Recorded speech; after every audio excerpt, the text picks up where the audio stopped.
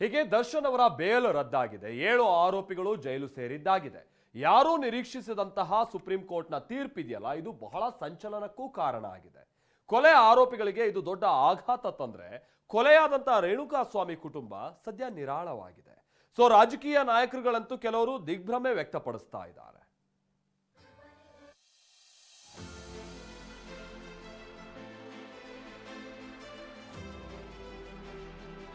ಚಾಮುಂಡಿ ತಾಯಿ ಕಾಪಾಡಲಿಲ್ಲ, ಕಾಮಾಖ್ಯ ದೇವಿ ಕೈ ಹಿಡಿಯಲಿಲ್ಲ, ಕೊಟ್ಟಿಯೂರು ಶಿವನು ಕಾಯಲಿಲ್ಲ.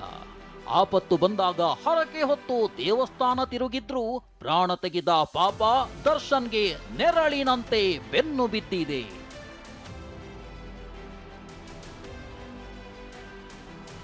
ಪರಪ್ಪನ ಅಗ್ರಹಾರದಲ್ಲಿ ಡೆವಿಲ್ ಜೈಲ್ ಡೈರಿ 2.0. ಚಿಂತೆಗೀಡಾದ ಪತ್ನಿ ವಿಜಯಲಕ್ಷ್ಮಿ, ತಾಯಿ ಮೀನಾ. ದರ್ಶನ್ ಬೇಲ್ಗಾಗಿ ಪತ್ನಿ ವಿಜಯಲಕ್ಷ್ಮಿ ಕೈ ಮುಗಿಯದ ದೇವರಿಲ್ಲ, ಮಾಡದ ಹೋರಾಟವಿಲ್ಲ. ಅಷ್ಟರ ಮಟ್ಟಿಗೆ ಪತಿಯನ್ನ ಬಂಧಮುಕ್ತ ಮಾಡಲು ಓಡಾಡಿದವರು. ಆದ್ರೀಗ ಬೇಲ್ ರದ್ದಾಗಿದ್ರಿಂದ ವಿಜಯಲಕ್ಷ್ಮಿಗೆ ಟೆನ್ಷನ್ ಶುರುವಾಗಿದೆ.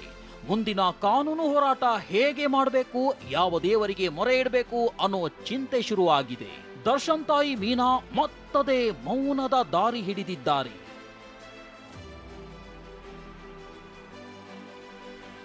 ರಾತ್ರಿ ನ್ಯಾಯದ ಬಗ್ಗೆ ಪೋಸ್ಟ್, ಬೆಳಗ್ಗೆ ನಂಬಿಕೆ ಬಗ್ಗೆ ಪವಿತ್ರ ಸ್ಟೇಟಸ್.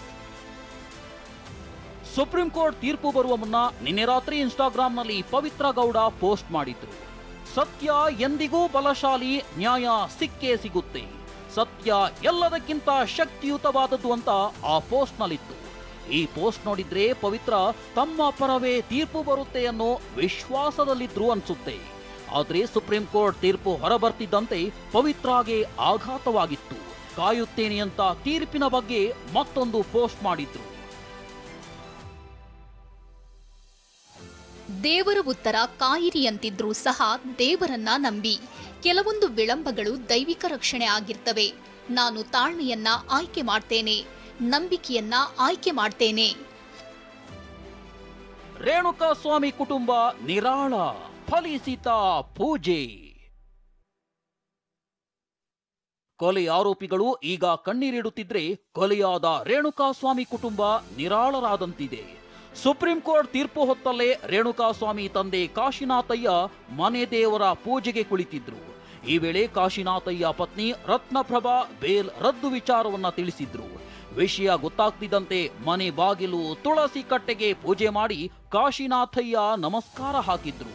ಮಾಧ್ಯಮಗಳ ಜೊತೆ ಮಾತನಾಡಿ ನೋವು ತುಂಬಿದ ಸಂತಸದಲ್ಲೇ ಕಣ್ಣೀರಿಟ್ರು. ಈ ದಿನ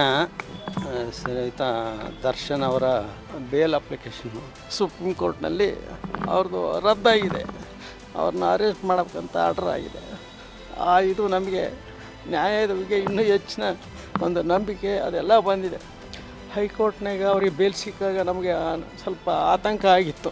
ಯಾವುದೇ ಅಪರಾಧಿ ತಕ್ಷಣಕ್ಕೆ ಸಾಧ್ಯ ಇಲ್ಲ ಅನ್ನೋ ಒಂದು ಹೈಕೋರ್ಟ್ ಸುಪ್ರೀಂ ಕೋರ್ಟು ಎಲ್ಲರಿಗೂ ತಿಳಿಸ್ಕೊಟ್ಟಂಗಾಗಿದೆ.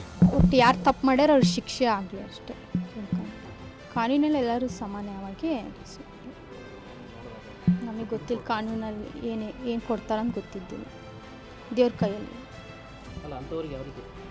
ಒಟ್ಟು ಯಾರು ತಪ್ಪು ಮಾಡ್ಯಾರ ಅವರಿಗೆ ಕೋರ್ಟ್ ಆದೇಶ. ಒಟ್ಟು ಯಾರು ತಪ್ಪು ಮಾಡ್ಯಾರ ಅವ್ರಿಗೆ ಶಿಕ್ಷೆ ಆಗಲಿ ಅಷ್ಟೇ. ಯಾವ ರೀತಿ ಶಿಕ್ಷೆ ಆಗಬೇಕಂತ ಆ ಕಾನೂನಲ್ಲಿ ಏನು ಕೊಡ್ತಾರೆ. ದರ್ಶನ್ ಜಾಮೀನು ರದ್ದಾಗಿ ಮತ್ತೆ ಜೈಲು ಸೇರಿರೋ ಬಗ್ಗೆ ಸಚಿವರು ಅಚ್ಚರಿ ವ್ಯಕ್ತಪಡಿಸಿದ್ದಾರೆ. ಕಾನೂನಿಗಿನ್ನ ಈ ದೇಶದಲ್ಲಿ ಯಾರು ದೊಡ್ಡವರಿಲ್ಲ. ಈ ನೆಲದ ಕಾನೂನನ್ನ ಎಲ್ಲರೂ ಕೂಡ ಗೌರವಿಸ್ಬೇಕು. ಎಷ್ಟೇ ದೊಡ್ಡವರಾಗಿರ್ಲಿ ಗೌರವಿಸ್ಬೇಕಾಗುತ್ತೆ. ಅದು ನನಗೆ ಗೊತ್ತಾಯ್ತು, ಶಾಕ್ ಆಯ್ತು ನನಗೆ ಕೇಳ್ಬಿಟ್ಟು. ಚೀಫ್ ಮಿನಿಸ್ಟರ್ ಹೇಳಿದ್ರು ನನಗೆ ಅಸೆಂಬ್ಲಿಲಿ ಈ ರೀತಿ ಬಂದಿದೆ ಅಂತ. ನಾನೇನು ಮಾಡೋಕ್ಕೆ, ನ್ಯಾಯಾಲಯ ಏನು ತೀರ್ಪು ತೆಗೆದುಕೊಂಡಿದೆ ಅದ್ರ ಮುಂದೆ ನಾವೇನು ಮಾತಾಡೋಕ್ಕೆ ಬರಬೇಕು. ತೀರ್ಪು ಸ್ವಾಗತಿಸಿದ ರಮ್ಯಾ, ನೋವಿನ ಸಂಗತಿ ಎಂದ ಉಮಾಶ್ರೀ. ದರ್ಶನ್ ಜಾಮೀನು ರದ್ದಾಗಿರೋದು ಚಿತ್ರರಂಗದಲ್ಲೂ ಭಾರಿ ಚರ್ಚೆ, ದಿಗ್ಭ್ರಮೆ ಮೂಡಿಸಿದೆ. ದರ್ಶನ್ ವಿರುದ್ಧ ಮತ್ತು ದರ್ಶನ್ ಫ್ಯಾನ್ಸ್ ವಿರುದ್ಧ ಸಮರ ಸಾರಿರುವ ರಮ್ಯಾ ಜಾಮೀನು ರದ್ದು ತೀರ್ಪನ್ನ ಸ್ವಾಗತಿಸಿದ್ದಾರೆ. ರೇಣುಕಾಸ್ವಾಮಿ ಕೊಲೆ ಕೇಸ್ನಲ್ಲಿ ದರ್ಶನ್ ಮತ್ತು ಇತರರ ಜಾಮೀನನ್ನ ಸುಪ್ರೀಂ ಕೋರ್ಟ್ ರದ್ದು ಮಾಡಿರೋದು ಒಂದು ಬಲವಾದ ಸಂದೇಶ. ಎಲ್ಲರೂ ಕಾನೂನಿನ ದೃಷ್ಟಿಯಲ್ಲಿ ಸಮಾನರು ಅಂತ. ಇನ್ನು ಹಿರಿಯ ನಟಿ ಮತ್ತು ಎಂಎಲ್ಸಿ ಉಮಾಶ್ರೀ ಈ ಬಗ್ಗೆ ಮಾತನಾಡಿದ್ರು. ಜಾಮೀನು ರದ್ದಾಗಿರುವುದು ನೋವಿನ ಸಂಗತಿ, ಆದರೆ ಸುಪ್ರೀಂ ಕೋರ್ಟ್ ಆದೇಶ ಅಂದಾಗ ಯಾರೇನೂ ಮಾಡೋಕ್ಕಾಗಲ್ಲ ಎಂದ್ರು. ನೋವಿನ ಸಂಗತಿ. ಮತ್ತೆ ಜಾಮೀನು ಕ್ಯಾನ್ಸಲ್ ಆಗಿ ಹೋಗಿದ್ದಾರೆ. ಸುಪ್ರೀಂ ಕೋರ್ಟಿನ ಆದೇಶ ಅಂದಾಗ ನಾವು ಯಾರು ಏನೂ ಮಾಡಲಿಕ್ಕೆ ಸಾಧ್ಯ ಇಲ್ಲ. ನಾಗರಿಕರಾಗಿ ನಾವು ಅದನ್ನು ಅನಿವಾರ್ಯವಾಗಿ ಸ್ವಾಗತ ಮಾಡಲೇಬೇಕು. ಏನು ಮಾಡಲಿಕ್ಕೆ ಸಾಧ್ಯ ಇಲ್ಲ. ಒಟ್ನಲ್ಲಿ ಸುಪ್ರೀಂ ಕೋರ್ಟ್ ಬೇಲ್ ರದ್ದು ಆದೇಶ ಕೊಲೆಯ ಆರೋಪಿಗಳ ಕುಟುಂಬದಲ್ಲಿ ಶೋಕ ಮೂಡಿಸಿದ್ರೆ, ಕೊಲೆಯಾದ ರೇಣುಕಾಸ್ವಾಮಿ ಕುಟುಂಬ ನಿಟ್ಟುಸಿರು ಬಿಡುವಂತೆ ಮಾಡಿದೆ. ವೈಟ್ ಕಾಲರ್ ಕ್ರೈಮ್ಗಳಿಗೆ ಒಂದೊಳ್ಳೆ ಪಾಠದಂತಿದೆ. Bureau report, TV9.